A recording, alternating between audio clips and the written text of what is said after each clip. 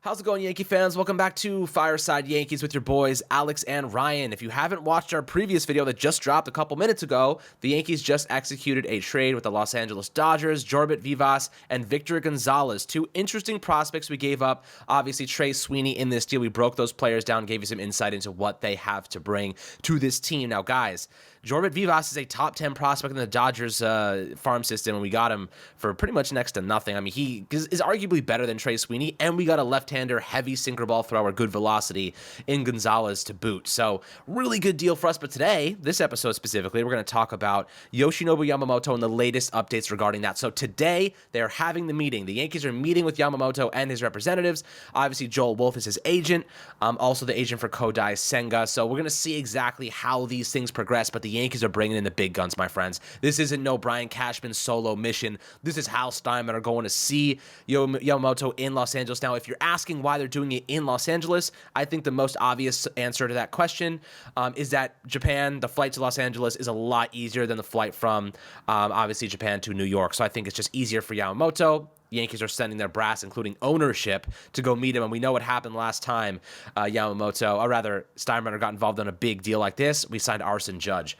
And I do feel as though right now we're in a good spot. We have a lot of leverage. We have money. We're going to be aggressive. The Dodgers reportedly aren't out of the mix, but I do think that it's a little bit lofty to assume they're heavily in the mix. I think right now we're really looking at the Mets as our primary competitor here. Steve Cohen went to Japan to actually meet Yamamoto, so that obviously sends a big message of how interested they are.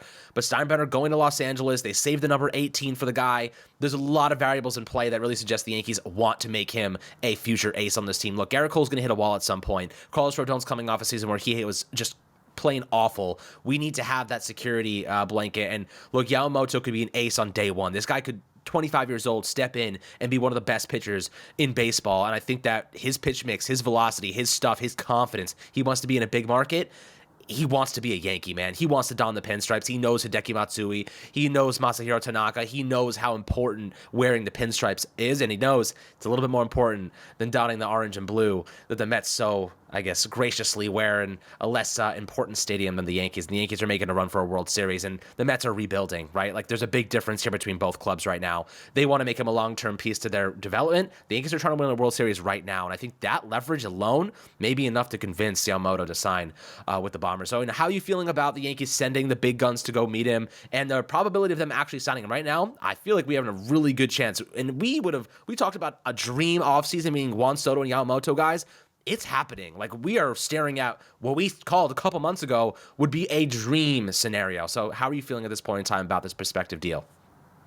Yeah, so, looking at the Yoshinobu Yamamoto sweepstakes, let's make one thing very clear, right? The top bidder is going to win this bidding war, right? Like, Michael Marino came on our podcast last week and was very clear about that. Look, Yamamoto does care about the history of organizations. He thinks that matters. But, if the Mets make an offer of $275 million and the Yankees make an offer of $240 million, it's not really a question about what he's going to take. But if we're talking about the Mets make a $275 million offer and the Yankees make a $270 million offer, that's where the Yankees might have the edge there. Now, looking at Yoshinobu Yamamoto, I know there's a lot of questions about, hey, is this a guy you're going to commit that type of money to, knowing, number one, he has never made a pitch at the major league level, and number two, the fact that he's going to be coming over from Japan. Japan is a different baseball. It's a little bit easier to spin. It's a little smaller. It's less slick. And another variable here is, of course, they pitch on 6-day rotations and not 5. But look, this guy's talent it's truly that good. There's a reason why the New York Yankees, among other teams, they're willing to make offers north of $250 million.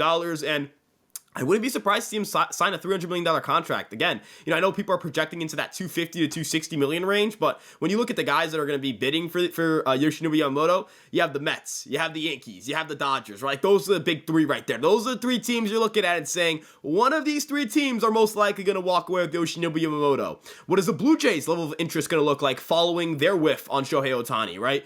How willing are the Red Sox going to be to go out and make that big-time investment for a guy who they sorely need? And look, the best case scenario for the Yankees is that they walk away with Yamamoto, but you're also playing a little bit of keep away here. You don't want to see Yamamoto walk to the Red Sox. You don't want to see Yamamoto walk to the Blue Jays. And I know they're not in your division, but you really don't want to see Yamamoto end up on a Dodger team that has Freddie Freeman, Mookie Betts, and just added Shohei Ohtani. If you want to talk about something that will be crushing to your World Series chances, that'll certainly put a dent in them. But the Yankees have an opportunity to make the evil empire move. And I know that I recently did a podcast with Aiden where I sat here and talked about the Yankees are the brightest team in New York. They are the number one market, right? Like they're the team you want to play for if you want to become a star. And a lot of people criticized with well, he'd be a star anywhere. Yeah, a baseball star. He'd be if you're into baseball, you'll know who he is. I'm talking about international. I'm talking about a type of guy that you go, hey, do you know who this is? Oh yeah, I don't watch baseball, but I know who Yoshinobu Yamamoto is. The type of guy that when you're sitting at a bar and you're trying to flirt with a girl, you're flirting with a guy, whoever it may be, and they're not into baseball, and you're like, yeah, I'm into baseball, and they're like, oh, what team you root for? You go the Yankees. They go, oh yeah, Yamamoto plays for them. I know that guy. That's the type of star you become. I'm not talking like, look, no disrespect to guys like, they have stars over the league, right? Like Julio Rodriguez is a star. Bryce Harper is a star. Bryce Harper's the guy that everybody knows. Mike Trout is a star. But man, you go to a bar and you go, hey, what are your thoughts on, this really good player? He finished top 10 in F4 this year. What are your thoughts on Marcus Semien, right? They're not going to say, oh yeah, I know Marcus Semien. No disrespect to Marcus Semien, but baseball isn't basketball or football, where that is a player-driven league where everybody knows the players. You ask somebody, hey, do you know John Morant? Yeah, they're like, oh yeah, I know who John Morant is. Maybe they'll make fun of him a little bit, but they know who he is, right? You ask somebody, hey, do you know who Daniel Jones is? They're like, oh yeah, he's the quarterback of the New York Giants, even though he's not a star, right? Like, that is the brand, that is the marketability of those two leagues. If Yoshinobu Yamamoto wants to become a superstar, an international icon of the likes that very few get to reach, that happens with the New York Yankees. No disrespect to the Mets, no disrespect to the Red Sox, no disrespect to the Blue Jays. The Dodgers he could probably also do that with, because if he's playing with Ohtani, I mean, all of Japan is going to be watching the Los Angeles Dodgers next season. But for the New York Yankees, look, you go play for the Yankees, go travel anywhere. You see a baseball cap, it's a Yankees hat, right? You go anywhere. You go, you talked about contention, right? Like, what are the Mets situation contention-wise? The Red Sox, right? The Blue Jays and Dodgers are in that same camp with the Yankees, and the Dodgers more so, where they can say, yeah, we are contenders. We're going to win games next year. We're going to compete in the postseason. We do it almost every year. The Red Sox and Mets don't have that argument, right? And in terms of historic franchises, I mean, the Red Sox, Yankees, and Dodgers are certainly historic. Would you call the Mets and Blue Jays historically great franchises? Not necessarily. Again, Yamamoto wants the spotlight. Come play for the biggest market in your city, in the country, arguably in the world. Go play for the New York Yankees. That's where you want to be, Yamamoto. I'll even throw in another thing here. Why, if he wants to be in the spotlight, if he wants to be the guy, you're not going to the Dodgers because you are not the guy there. Ohtani's the guy there. You are going to be playing second fiddle to Ohtani your entire MLB career if you are Yamamoto. If he comes to the Yankees, he has a chance, and this is what Steinbrenner, if I was him, and this is what I would say to him. Look, if you go to the Dodgers, man, Ohtani's the superstar there. He's gonna get all the attention. He's gonna get all the credit. But if you come here, like, you sign a 7-8 year deal with us, eventually you could take Garrett Cole's spot. Garrett Cole was was the best pitcher in baseball last year, and you have a chance to succeed him in the future and become the ace of the New York freaking Yankees. Like you said, you go to a bar, you see someone with a Yankees hat, they probably don't even know what the freaking baseball team is, but they're wearing a damn Yankees hat. That's how big that brand is. People just wear the Yankees hat for fashion. People come here, buy Yankees hats because it's fashionable. If you're Yamamoto and you want the layman fan to know who you are, you go to the Yankees because you're gonna be in the shadows of Ohtani in Los Angeles. But again, like you said, money does talk. And I don't think the Yankees are gonna let the money scare them away. I don't think the Dodgers are gonna, after spending $700 million, I know they deferred a lot of money, but $700 million on Ohtani, I don't think they're about to dish out $300 million for Yamamoto personally. I think the Yankees are about to dish out $300 million for Yamamoto, especially because they've already acknowledged that Juan Soto could be a 1-year rental deal. Like, if Juan Soto leaves, at least your starting pitching rotation is absolutely phenomenal, and you can figure out a way to bolster the outfield. Obviously, next year is going to be interesting because you have Verdugo hitting the free agent market and Soto, but you also have Jason Dominguez coming back. Maybe Everson Pereira takes a big step forward. There's a lot of variables moving here. But look, this is the truth. You have Juan Soto guaranteed 1 year. You have Yamamoto on the free agent market, who's all it's going to cost is money. The Yankees are trying. Juan Soto says to me, and Ryan, I know it says to you, they're trying to win a World Series in 2024. That is a move to win now with Garrett Cole and Aaron Judge in their primes. Are you really going to knock at Yamamoto right now for that? You know what I mean? Are you really going to stop just short of making a real push for a World Series championship? Are you really going to stop at the 1 yard line? The only thing missing is an elite starting pitcher, and you can get him. Are you going to stop right there?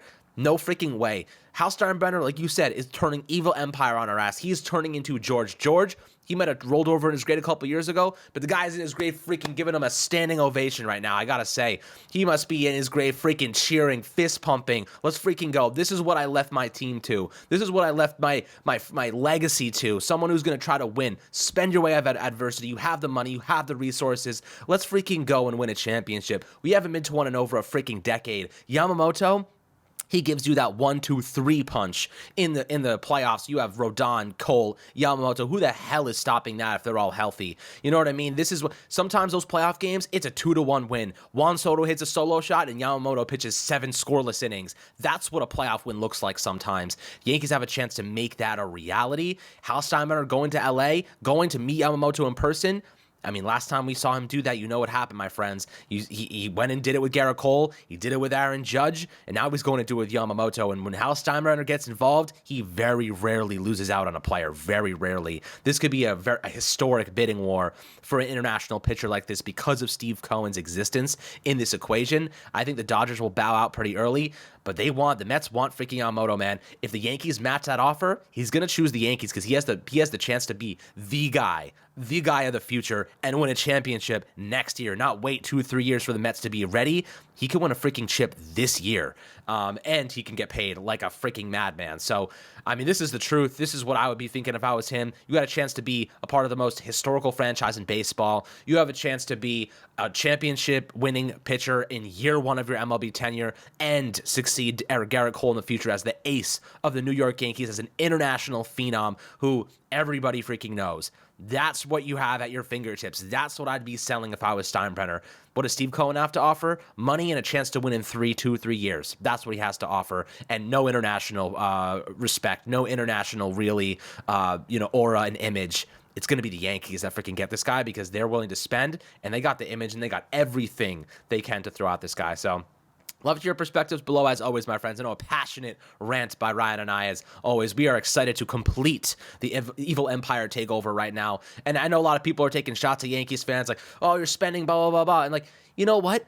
Your teams could spend too. Your owners are just cheap as hell. That's the truth. So, you want to take shots at the Yankees? Our owners actually give a shit. They actually want to win games. They want to spend. They want to put money back into the product, into the organization. Every other owner is just taking it's a revenue sharing league, man. They take their money, pocket it, and go buy a freaking yacht. Not our fault. It's not our freaking fault. Our ownership wants to win and have a legacy. You know what I mean? And we're going to enjoy every freaking second of it. It makes me happy. I'll take all the dopamine hits we can get because last year was absolutely horrendous and we spent a lot anyway. So you know what? Look, money doesn't mean you're going to win every game, but right now we're adding Hall of Fame level talents to our batting order. We have a chance to land a superstar international pitcher. This is what really defines a legacy, and Hal Steinbrenner right now has a chance to define his legacy for the future, and I think he's going to make sure that he gets it done. So, as I said before, make sure to like and subscribe as always. Appreciate you guys tuning in. We'll catch you guys on the next Fireside Yankees episode.